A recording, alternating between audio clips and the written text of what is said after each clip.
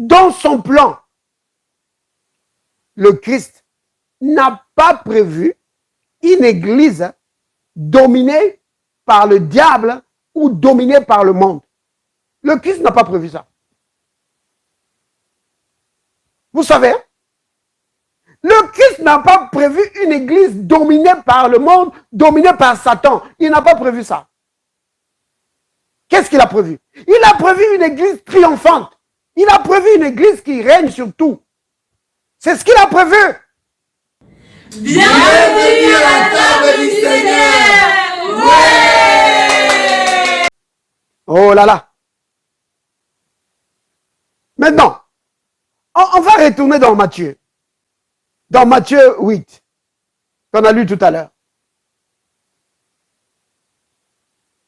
Alors, regardez. Le Christ dit ceci. Au verset 11. Je vous le déclare que plusieurs viendront de l'Orient et de l'Occident et seront à table avec Abraham, Isaac et Jacob dans le royaume des cieux. Vous entendez ça? À cause de la déclaration de cet homme qui n'était pas un juif, le Christ dit aux gens qui le suivaient, et c'était qui? C'était les juifs. Il leur dit, ne pensez pas que le salut c'est seulement pour vous. Oh, ne pensez pas ça, détrompez-vous. Il y aura nombreux qui vont venir de partout. Des pays que vous appelez païens. Parce qu'à l'époque, c'est cela. Nous, qui ne sommes pas des juifs, on nous appelait des païens. Et en hébreu, ils avaient une expression, c'est les goïms. Donc, goïm, c'est au pluriel.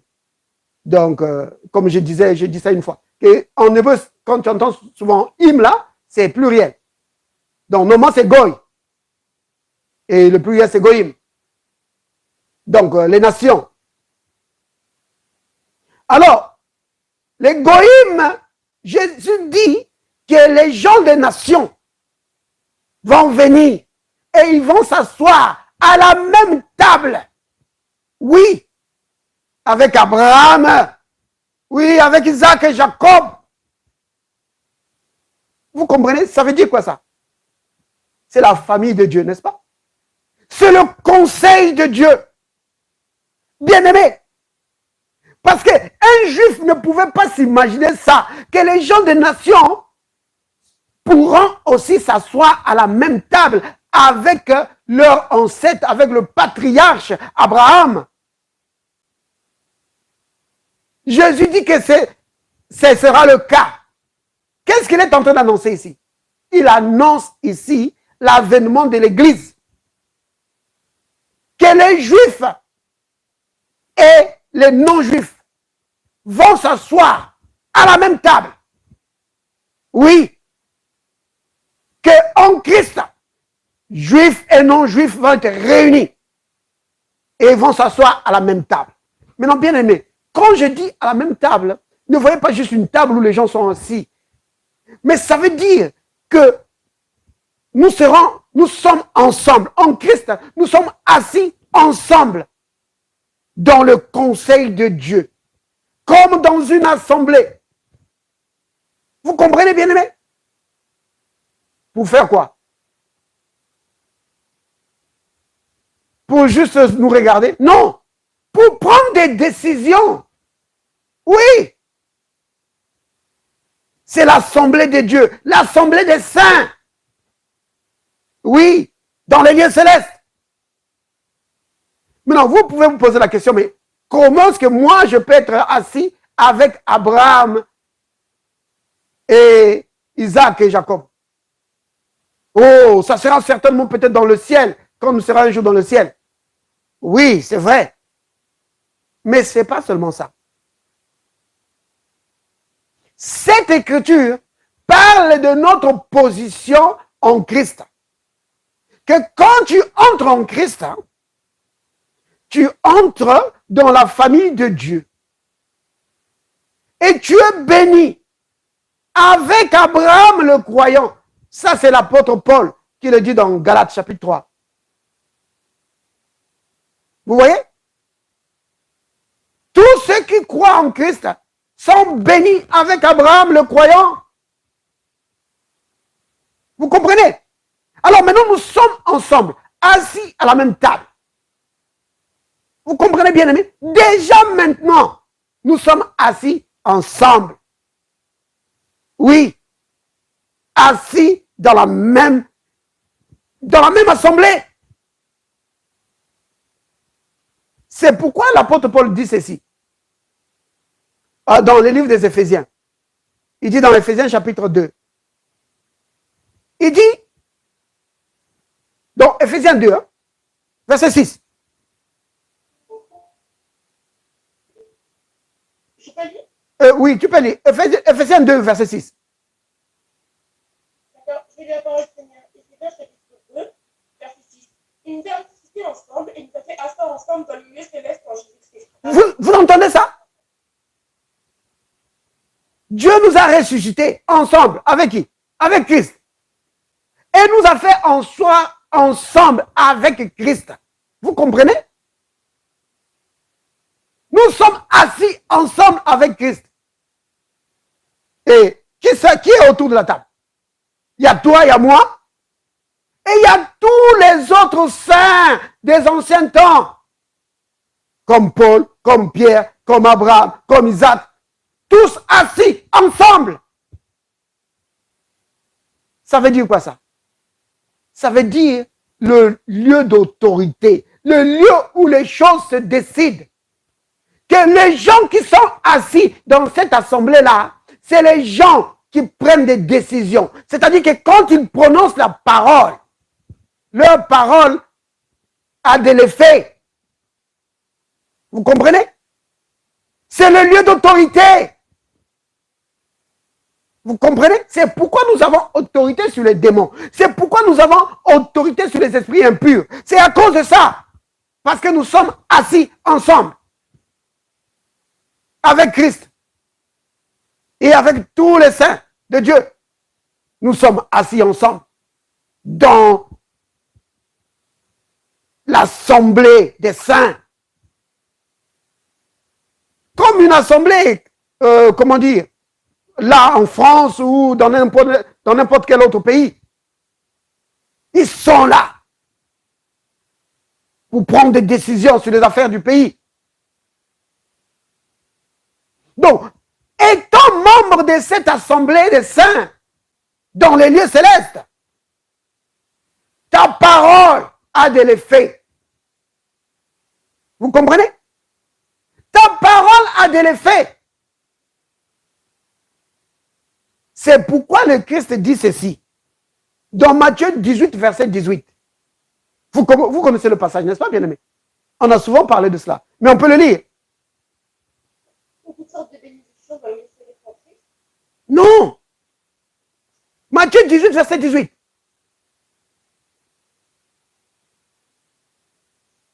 Oui, tu peux lire, c'est affiché là. Je vous le dis en vérité. Tout ce que vous lierez sur la terre sera lié dans le ciel. Pourquoi? C'est parce que nous avons l'autorité. Nous sommes assis ensemble avec Christ dans le lieu d'autorité. Vous comprenez? C'est cela notre position. Quand tu viens à Christ, c'est cela ta position. L'autorité de Christ, c'est ton autorité. Donc, le Christ ne nous a pas seulement donné sa vie, il nous a donné son autorité. C'est pourquoi il dit, en vérité, je vous le dis, ne pense pas que j'exagère. Je te dis la vérité, que ce que tu vas lier sur la terre, ici, là où tu habites là, dans le ciel, on va faire la même chose. Oui.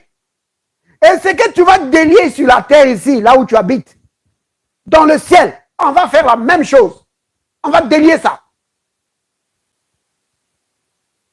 Ça veut dire quoi? Ça veut dire que ce que tu vas interdire, ça sera interdit dans le ciel. Ce que tu vas permettre sera permis. Donc, le ciel attend la terre. J'ai déjà prêché là-dessus. Je crois que j'avais déjà mis la vidéo en ligne. Souvent, nous attendons le ciel. Oh Dieu, fais quelque chose. Oh Dieu, touche mon frère. Oh Dieu, touche ma mère. Dieu attend que toi, tu puisses lier, que tu puisses délier. Dieu attend que tu puisses détruire. Dieu attend que tu puisses bâtir, établir. Oui, ce que tu vas détruire sera détruit. Maintenant, quand il dit que ça sera lié ou délié dans le ciel, de quoi parle-t-il? Il est en train de parler des moyens que le ciel va mettre en œuvre pour accomplir ce que toi tu as prononcé de ta bouche. Donc, si toi de ta bouche tu as dit que toutes ces œuvres de Satan dans ma famille, je les détruis au nom de Jésus. Oui, tout ce qui a été planté, c'est déraciné au nom de Jésus. Oh, le ciel envoie, il libère les moyens. Ange de Dieu, allez-y. Vous avez le droit maintenant d'agir. Ils vendent, ils rentrent en scène. Ils détruisent tout. Ils déracinent tout ce qu'il faut déraciner. Oui. Quand tu dis, je proclame la vie, je proclame la bonne santé, je proclame la prospérité, la réussite sur ma famille. Les anges de Dieu sont envoyés. Vous comprenez? Les moyens du ciel sont déployés pour que ce que toi tu as prononcé de ta bouche. Frère, bien aimé, ici c'est merveilleux ce qui est ici. Dieu dit que c'est parce que toi tu as parlé, parce que toi tu as proclamé des choses. Alors, le ciel bouge. Les moyens de Dieu sont mis en œuvre pour accomplir ce que tu as dit. Pourquoi? Parce que tu es assis ensemble avec le Christ. Alléluia. Dans l'assemblée des saints. Vous comprenez, bien aimé? C'est vraiment important de comprendre ça. Que nous sommes vraiment le peuple de Dieu, les enfants de Regardez ce que l'apôtre Paul dit dans Éphésiens. On était dans Éphésiens tout à l'heure, chapitre 2. Prenons ça, verset 19. Ce que l'apôtre Paul dit. Il dit, tu peux lire.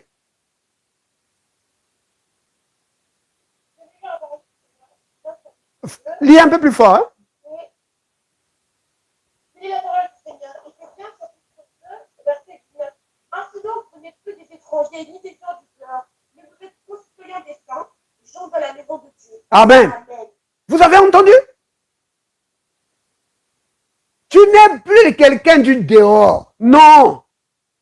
Tu es maintenant quelqu'un de la maison de Dieu.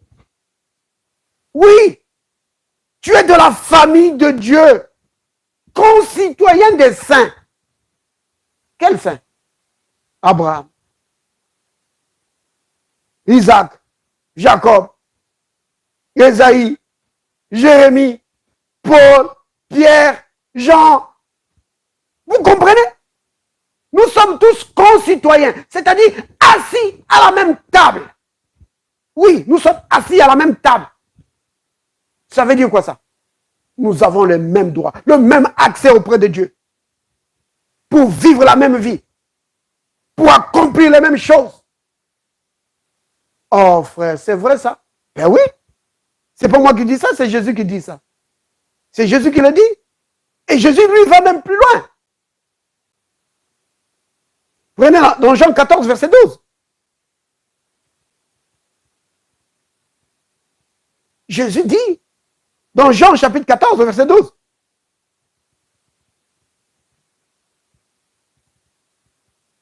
Jésus dit dans Jean 14, verset 12, il dit, en vérité, je vous le dis. Vous pouvez trouver que c'est de l'exagération, mais c'est la vérité que je vous dis. Celui qui croit en moi, il va faire aussi les œuvres que je fais. Il va vivre la même vie. Il va accomplir les mêmes choses. Il va dominer sur les situations comme moi. Il va dominer par la parole. Vous voyez? C'est cela. Et c'est cela le christianisme normal. Vous voyez? C'est cela le christianisme normal. Mais très peu d'enfants de Dieu vivent à ce niveau-là. Pourquoi? À cause des traditions des hommes. Très peu d'enfants de Dieu vivent à ce niveau de ce passage. Mais non, bien aimé.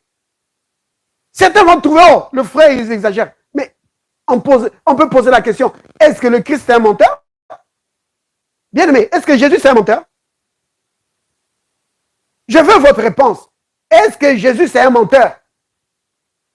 Non. Non. Jésus n'est pas un menteur, n'est-ce pas? Donc, ce qu'il a dit ici, c'est la vérité, n'est-ce pas? Parce qu'il est la vérité. Oui, il est la vérité, c'est cela. Que le Seigneur te bénisse. Jésus est la vérité. De lui ne sort que la vérité. Alors, ce qu'il a dit ici, c'est la vérité. Vous comprenez, quand on dit c'est la vérité, c'est-à-dire que c'est la réalité. Les choses sont vraiment comme ça. Mais pourquoi peu d'enfants de Dieu vivent à ce niveau? À cause des traditions. À cause des traditions d'hommes. C'est pourquoi les enfants de Dieu ne peuvent pas progresser ou opérer dans une grande foi pour vivre à ce niveau. Ils disent, ah, ces histoires de guérison là, ah, il faut faire attention. Ah, ces histoires de prophétie là, ah, il faut faire attention. Vous voyez? C'est cela. Mais c'est le genre de vie que nous devions vivre. Vous comprenez, bien aimé? C'est le genre de vie que nous, en tant qu'enfants de Dieu, qu'on devrait vivre.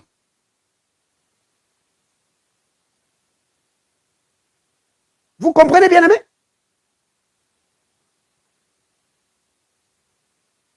C'est le genre de vie qu'on devait vivre. Mais on ne vit pas cette vie à cause des traditions des hommes. Donc, le Christ montre ici, donc, dans Matthieu 8 qu'on a lu, hein, que l'Église va regrouper les Juifs et les non-Juifs. Et on va vivre une vie au même niveau que lui. Dans son plan, le Christ n'a pas prévu une église dominée par le diable ou dominée par le monde. Le Christ n'a pas prévu ça. Vous savez, hein? Le Christ n'a pas prévu une église dominée par le monde, dominée par Satan. Il n'a pas prévu ça. Qu'est-ce qu'il a prévu? Il a prévu une église triomphante. Il a prévu une église qui règne sur tout. C'est ce qu'il a prévu. Vous comprenez?